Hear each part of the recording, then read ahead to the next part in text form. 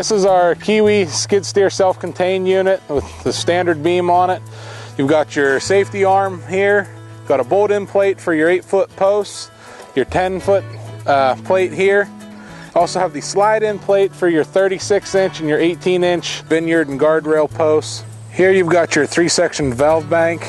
The first section is your lever for your beam. It's also got a safety lever installed so that you can't accidentally drop the hammer. The second section is for your auxiliary auger attachment. The third section is for your side-to-side tilt. Forward back tilt's controlled by the operator inside the skid steer. Here you've got a filter assembly to filter all your fluid before it returns back into your self-contained tank.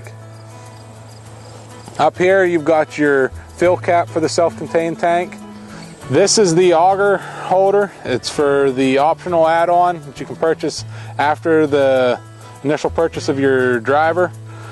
You've got your self-contained tank here, the pump motor for it, and then you've got your storage legs.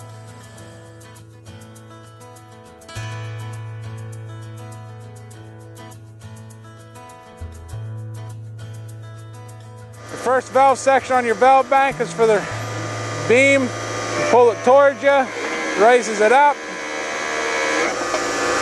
Engage the safety lever here to lower it. Second valve is going to be for auxiliary auger attachment. Third valve is your side-to-side tilt.